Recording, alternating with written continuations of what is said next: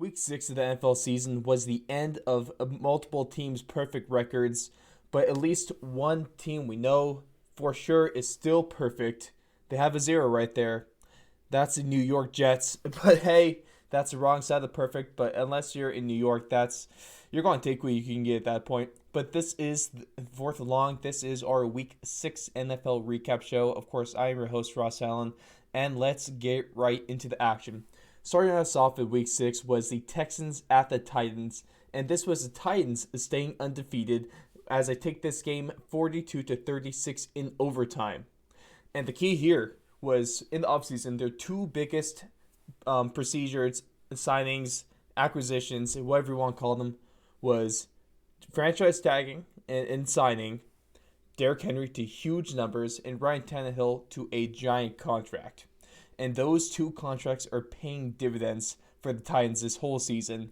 In this game, they really showed out. Ryan Tannehill, 364 yards, 4 touchdowns, 3 of those in the first half. Derrick Henry, 212 yards and 2 touchdowns, a 94-yard behemoth of a scoring play if you are a fantasy owner of him. If you are, congrats, because I know I am in one of my leagues. Shout out to Ray because he also has him in one of his leagues. And then he also had the touchdown in overtime. They ran low wildcat, had Ryan Tannehill down the bottom of the field, and Derrick Henry just plowed his way into the end zone. They made that overtime drive look easy. And the Texans, they lose another one. But this is easily the best offense game we've seen from them this season. That's something to look forward to if you're a Texans fans. Watson with 335 yards, 4 touchdowns. Will Fuller stepped up big time this game, 123 yards and a touchdown.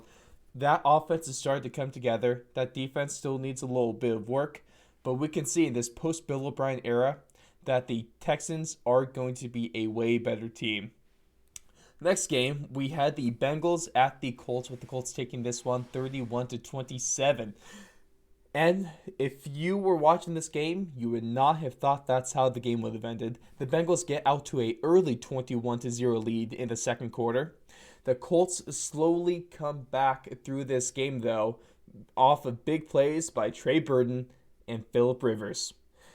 Rivers finished the game 375 yards, 3 touchdowns, and would not be a Phillip Rivers game without at least one interception right there on the stat line.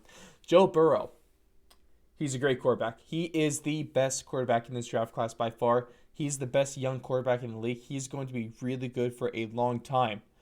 But he's a rookie. And being a rookie, there are growing pains. Late in this game, he was leading a good-looking 2-minute drive.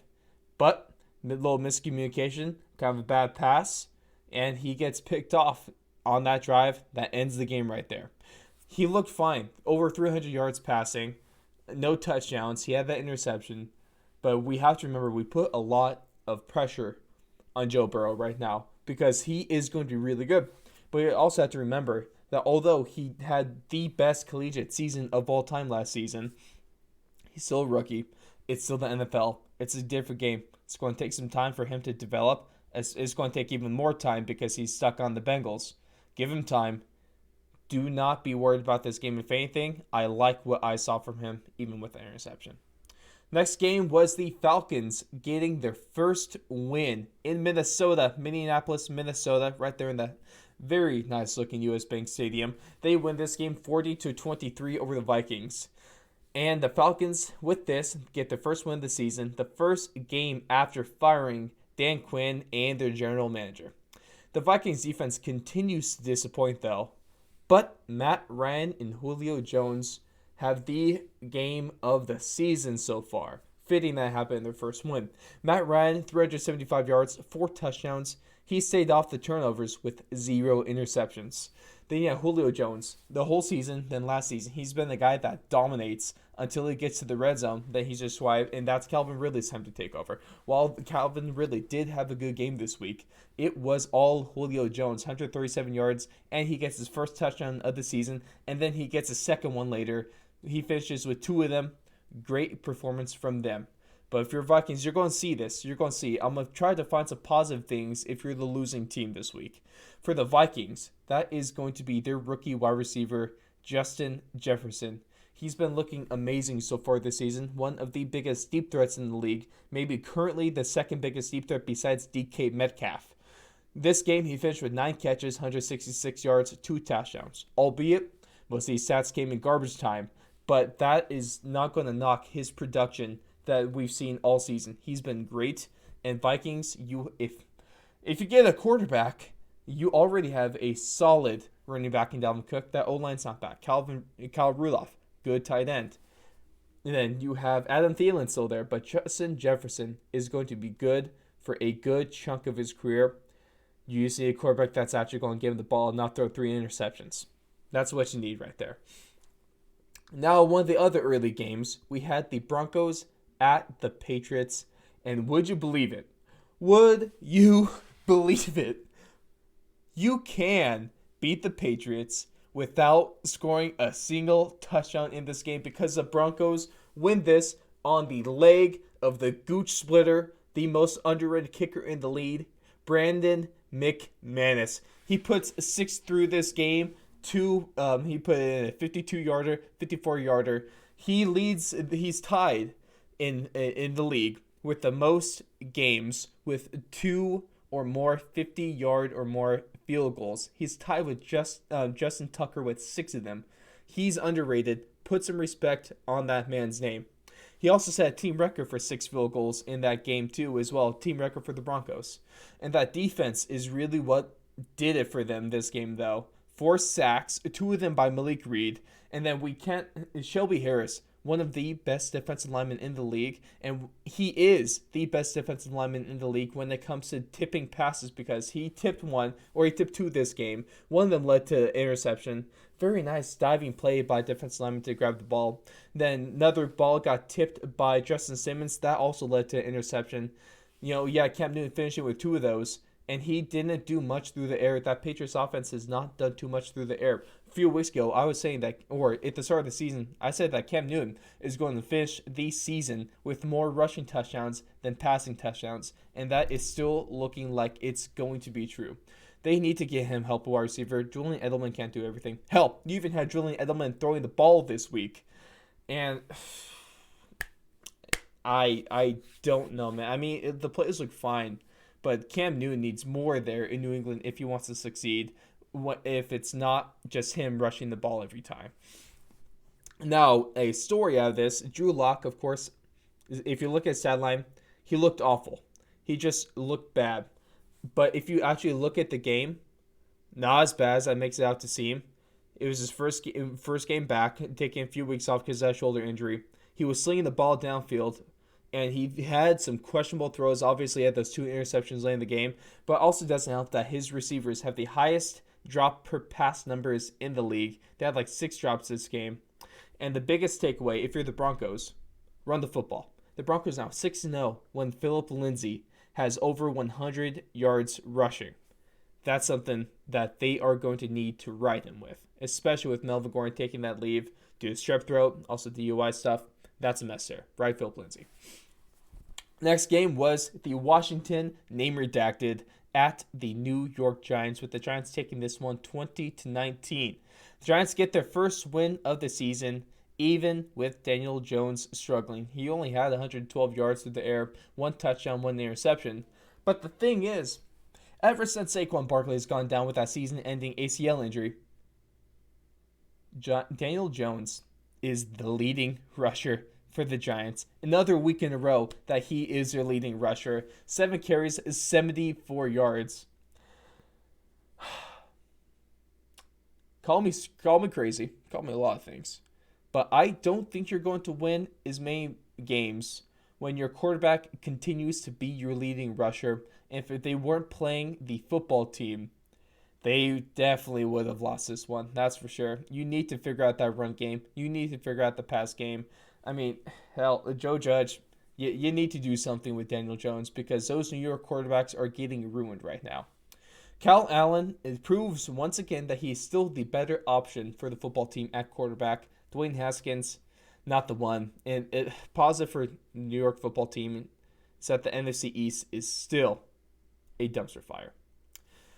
Speaking of the NFC East, we had a game in Philadelphia next. Ravens taking on the Eagles, and the Ravens take this one 30-28. The Ravens hold off a late comeback attempt by the Eagles. Eagles with 3 touchdowns in the fourth quarter, but they fail a 2-point conversion really on their last touchdown, and that could have tied it. Lamar Jackson, very promising. Last few weeks, we've been seeing really going into that MVP form that we saw last season. Passing, he was good. 186 yards and a touchdown. Rushing, he was phenomenal. 9 carries, 108 yards, 1 touchdown. It's that versatility that is just so game-breaking is opposing defense. But if we're speaking defense, that Ravens defense should not be giving up that many points to the Eagles like that. They shouldn't. The Eagles are not that good of a football team. Hell, you had the Eagles just being able to move the ball consistently downfield. You had Carson Wentz being able to throw for almost 300 yards, 2 touchdowns, no interceptions. No interceptions from Carson Wentz. And you're the Ravens defense? You can't do that. That is a mistake of a game. Bright spot for the Eagles, though, I'm going to tell you. Their offense, although battered, although they should not be this good, man, over the last 2 weeks, they've played some of the best, if not the best defenses in the league with the Steelers and the Ravens, and they put up 29 and 28 points up on them, respectively. And like I said, the NFC East is still trash. Everyone knows this. And so the Eagles still have the ability to win this division easily. The math is done right now. As of the end of this week, the division is possible for the division winner in the NFC East to go 4-12. 4-12. I hate that so much. If there's a case for if there's ever going to be a case for this, you should be able to take away or not allow a division winner to have a automatic playoff bid. If there's time for any time, it's now. Next game is speaking about the Steelers, though. Browns at the Steelers in a big-time AFC North rivalry game. And it's only a rivalry on paper because this... Man, what did you thought over the last couple weeks, especially that beat down over the Cowboys? Hey, everyone, the Browns are back. They're 4-1. And they're doing great things this season. Oh, wait. No. They're not actually back. The Browns are still the Browns because they get blown out of the water 38-7. And my question is, may seem controversial at this point, but Baker Mayfield's little number 6 is slowly turning into a number 2. Ring any bells, anyone? Especially you Browns fans. You want to know who else was number 2? You want to know who else was not a very good quarterback? You got to throw out the money signs. That's Money Manziel right there. Another bust of a pick. And at what point can we start to say that Baker Mayfield is a bust? He was drafted first overall, but he's always had interception problems. And it is his poor play that is wasting the Browns' offensive talent. Nick Chubb, I mean, he's phenomenal in the backfield. Kareem Hunt, really good. Then you have Odell Beckham Jr., one of the best wide receivers in the game. Austin Hooper, a really good tight end. He signed record-breaking money before that Kittle contract was made. Even Jarvis Landry. Jarvis Landry is a phenomenal wide receiver. And their offensive line isn't that bad. Baker Mayfield has to play better, or at the very least, the Browns might be looking to draft a quarterback this upcoming draft. Next, we have the Bears at the Panthers. The Bears taking this one 23-16. And damn it, Teddy, I put all this praise up on you last week. Over the last couple weeks, I've been big on you since before you went down with that devastating knee injury when you were still with the Vikings. I loved what you did in New Orleans in those first 5 games, going 5-0 in the absence of Drew Brees with that thumb injury. And you looked great last week. You really looked good. But once you play a real defense this week, and you make me eat my words, man. 216 yards, that's fine. 2 interceptions, no touchdowns, that's not going to do it. But at least the Bears' defense is legit. And I still believe that Nick Foles is the future in Chicago. Next game, we had the Lions at the Jacksonville Jaguars. The Lions winning a second game in 3 weeks. What? What? What? Matt Patricia putting together 2 wins in 3 weeks? That 2020, man, 2020 is weird. And that I'm shocked that they did this, and they made the Jacksonville Jaguars look bad. In this game, not a good week for the quarterbacks, but it doesn't matter about the ball through the air. The thing that really mattered this game was the ball on the ground. Solid week for the running backs. Adrian Pearson continues to laugh in the face of Father Time. 40 yards and a touchdown. He had the first touchdown of the game. Then rookie DeAndre Swift. We all remember week 1 where they should have won. He dropped that pass in the end zone in such a Detroit play. That is the pinnacle of Detroit. But he comes back. He's been improving every week. He had the best game of his career this week. 14 carries, 116 yards, 2 big-time touchdowns. Shout out to the Lions fans for that. Shout out to fantasy owners if you have on your team, which I do in one of my leagues. And I was very happy with what he did for me. Now, as I talked about briefly at the beginning of the show, we had the New York Jets staying perfect this season, as not only do they have a 0 in the win column, but they also had a 0 in the points column when they played at the Dolphins this week. The Dolphins blanket them, shut them out 24-0, and the Ryan Fitzpatrick cycle is once again complete. The Ryan Fitzpatrick cycle joins a bad team, has a handful of standout and surprising games against mediocre talent. He has a younger QB then take over about 5 to 6 games into the season. And that is once again reigning true, because what you're looking at, about 2 minutes and 26 seconds left in the game, the amazing arm talent and mobile talent from all the way down there in Alabama, Nick Saban's pride and joy. We had Tua Tagovailoa getting his first NFL action. He played the last couple of minutes. He completed a couple passes and for 9 yards, mostly just running the ball. Really just want to get him some action in a game, whether it be major or not.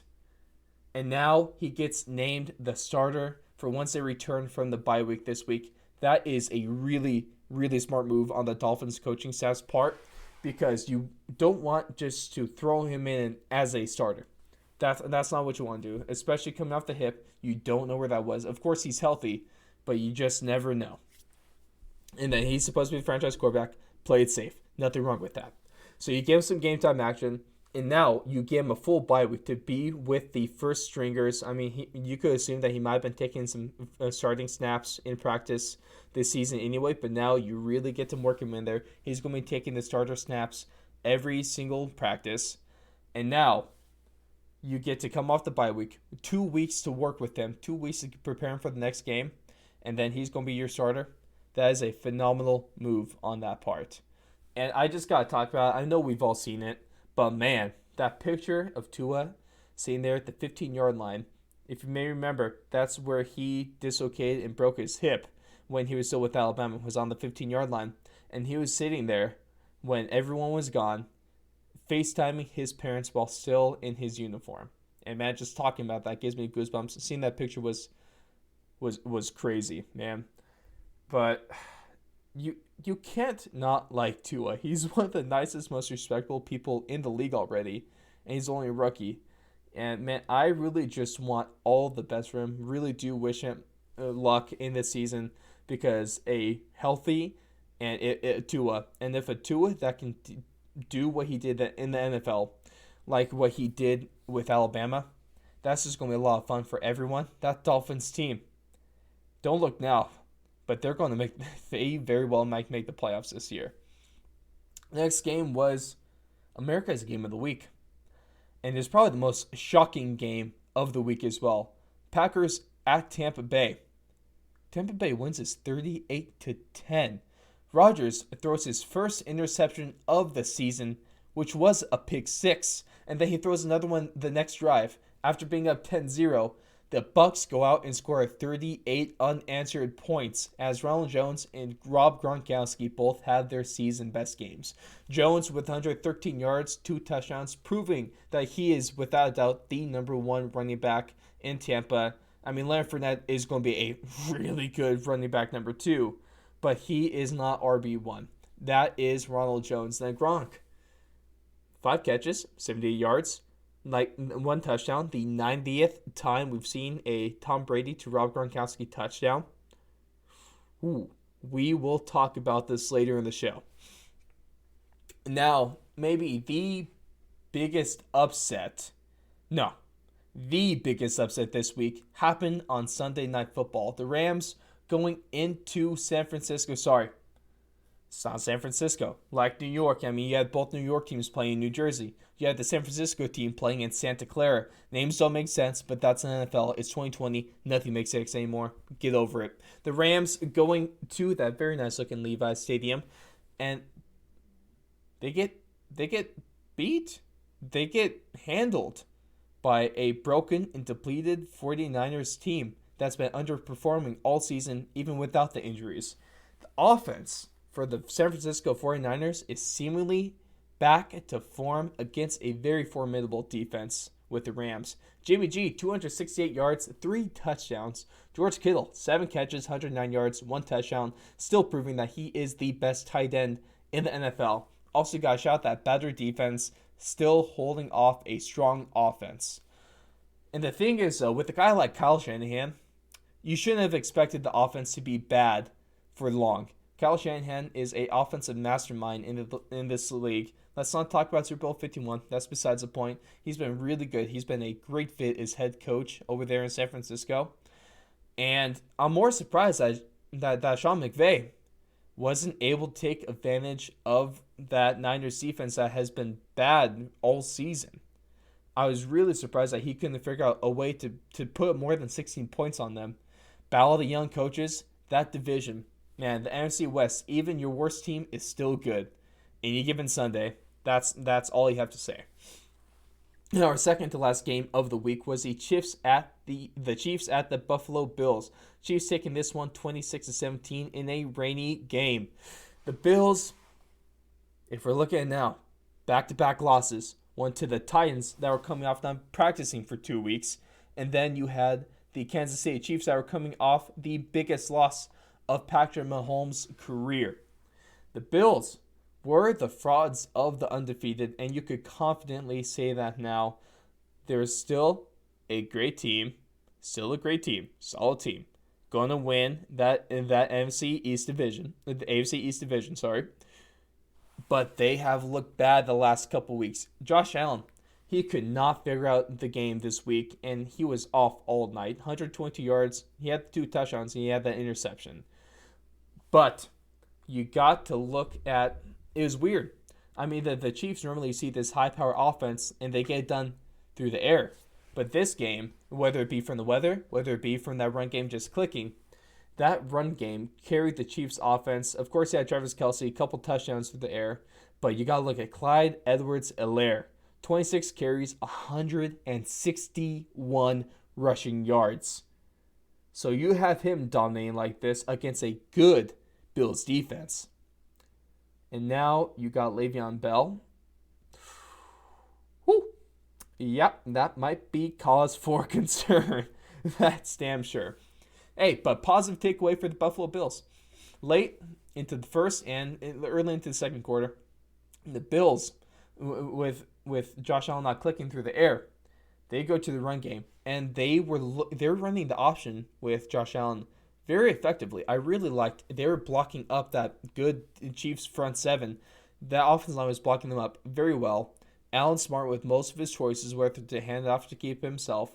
That's something that the Bills are going to be able to go to a lot of times this season. That was a great adjustment, and I would love if they keep this going because Josh Allen, he's a big man. He's a big man, and he is hard to tackle. And so if he could keep that up, I think that's a really good kind of offensive scheme to have in your back pocket throughout the season, especially if he starts to struggle again. Now, the last game of the week, we had the shocking win on Monday Night Football. The Cardinals at Jerry's World. Would you believe it? The Cardinals win this 38-10. Don't look now. Don't look now, anyone. But the Cardinals have the second best defense in the league, and the Cowboys, they have the worst. Andy Dalton was shaky in his first start, 288 yards, that's fine, but the one touchdown to 2 interceptions, that is not going to do it. He just did not look comfortable in the pocket. The big plays are really what do it for the Cardinals this week, whether it be their 80-yard reception touchdown by Christian Kirk or Kenyon Drake's 69-yard touchdown run late in the game. I mean, Kenyon Drake, to have yourself a game, 20 carries, 164 yards, 2 touchdowns. This is the game that we've been waiting for this season. I mean, he looked really good once the Cardinals gone from the Dolphins last year. He looked solid, making a big impact on the Cardinals offense. He breaks out this week, and he really just makes that Cowboys defense pay. I mean, and then on the other side, you had Zeke with 2 bad fumbles. He keeps having this fumbling problem this season. He's going to have to fix that if he wants to be as good as he's been his career. And, man, the Cardinals, I did not expect to see this, and also did not expect it for the Cowboys to be this bad, which leads us into our next segment. So that's going to do it for the Week 6 NFL recap, and we're going to bring it into our next segment, which is our Habanero headlines. These are my biggest takeaways from Week 3. These are my hottest takes coming out. From Week 6. These are my hottest takes that I am going to have this for this week's action. First one, piggybacking off that Cowboys loss. I said this last week that he's going to be on the hot seat. Said a couple weeks ago he's going to be on that hot seat. But now, I'm just going to say it. Mike McCarthy and probably the majority of that coaching staff, they need to go. Especially the stuff you've been hearing from the players, reports out of that locker room. Players reportedly unhappy with the coaches, saying stuff like they're not prepared at all. Yeah, Jerry Jones saying they were just absolutely outclassed by the Cardinals. The Cowboys, they're 2-4. They have the worst defense, and this is from, at least on paper, this was supposed to be at least a top 5 defense. It might have been close to the best defense in the league preseason, is what almost everyone was thinking. They've thoroughly underperformed this season, and you can't blame the losing Dak on you can't blame Dak for Mike McCarthy's failure, because even when they had Dak, they were still looking really bad. They should not have beat the Falcons. If anything, they should be 1-5 this season. You gotta look. Their 2 wins was a really bad comeback that the Atlanta Falcons gave up after destroying them in the first half, and then their second win was from a very tightly contested game with the previously winless New York Giants. Every single time, every single year, we see the headlines preseason. The Cowboys are like top 5, playoff team, Super Bowl contenders. Every time we see this, and every single season they continue to disappoint. So now they lose the benefit of the doubt. The Cowboys are always going to be bad until proven otherwise, and this starts with getting Mike McCarthy out of there. He's not the right fit. He's not the right guy. They held on to Jason Garrett for too long. Do not make that same mistake with Mike McCarthy. And then speaking about bad coaches, let's look at the Jacksonville Jaguars. Embarrassing game against the worst franchise in football, in the Detroit Lions. Obviously, they're doing something better this season. That's an anomaly, though. But the Jags need to look at their head coach, Doug Marrone. Time to fire him. He's ruining their young talent. I mean, you have Minshew, you have Laviska Shenault, DJ Chark, Keelan Cole. Very talented young group of guys on the offense, and that defense, it's obviously rebuilding. You lost a lot of talent over the past few seasons, especially from that AFC Championship game appearance a number of years ago.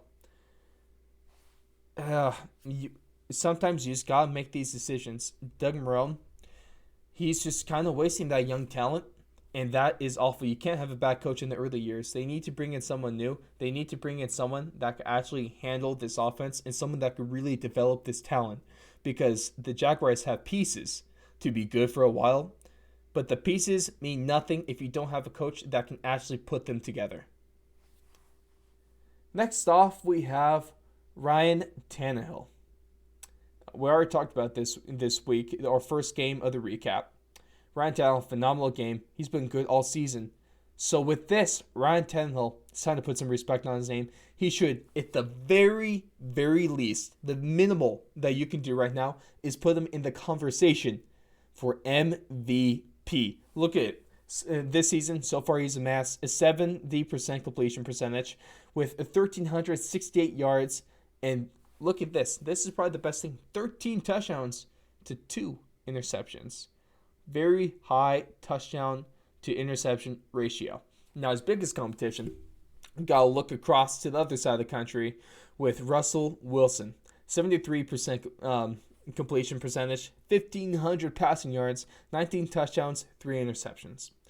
Now, while I will not go all the way and say that Ryan Tannehill is your MVP right now, and he's going to finish the season MVP, because that's not the case currently. It is still Russell Wilson, 100% Russell Wilson, 100%. At least give Russell Wilson a vote, his first career vote for MVP.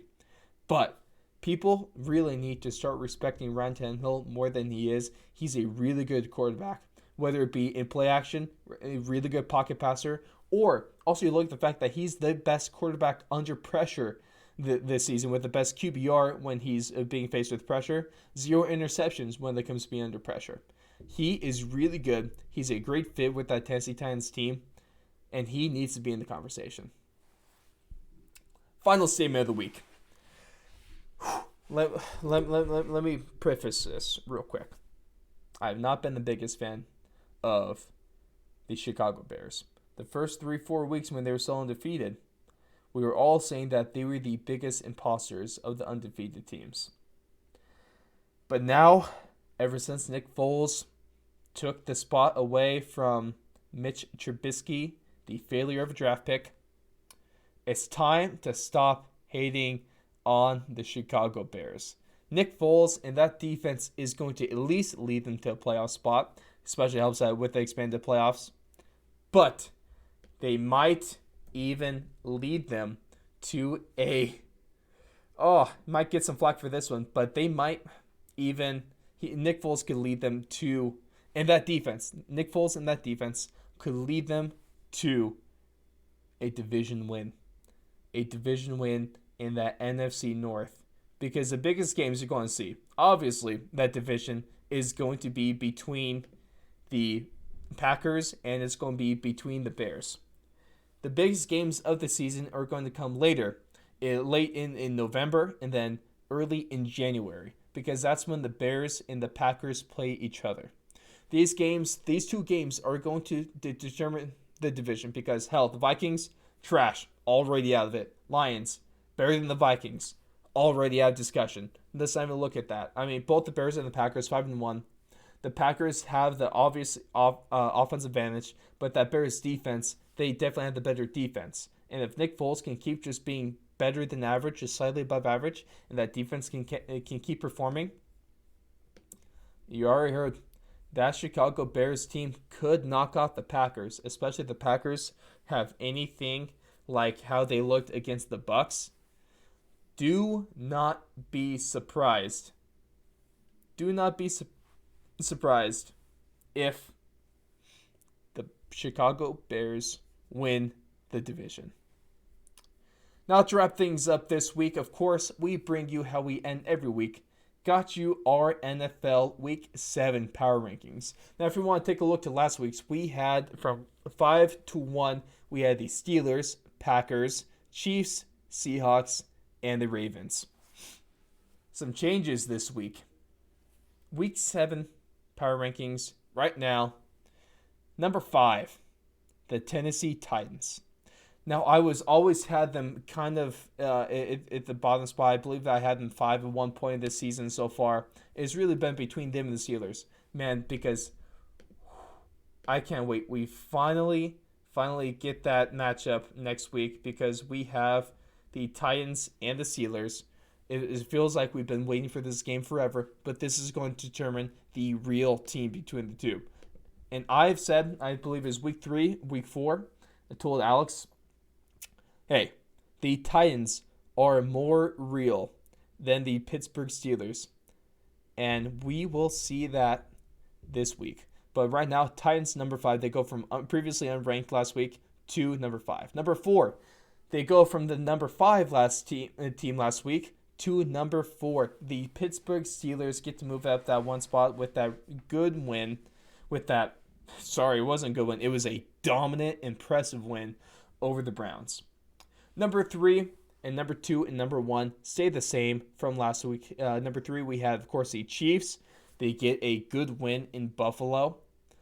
And the Seahawks, bye week. They don't do anything this week, but I still neutral site. This was a tough one. 2-3 was tough, especially given the bye week. But at the end of the day, what you gotta look at these power rankings. If you're a little confused, if you're a little hesitant, neutral site. Both teams fully healthy, playing at their best. Who wins? I still have that with the Seattle Seahawks.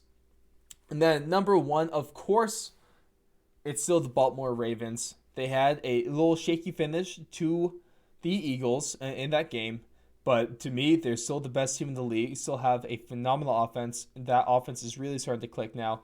That defense is still really good.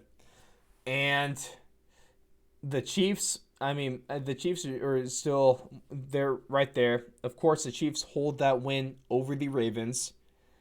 But given what we see, I'm still going to go with the Ravens. But hey, that's the point of this. These are debates. It's not easy to make these power rankings. So let me know what you guys think, whether it be in the comments of the YouTube version of this show, whether it be on our Twitter at Fourth Long Radio, whether it be on our Instagram at Fourth and Long Radio, or there's even the comments section on our website, www.thefourthandlong.com. But of course, the best way to let us know what you think is by going to Apple Podcasts, by going to our show, everything linked in the website, of course, and then going to leave a 5-star review with your power rankings and with your very amazing opinion on this show.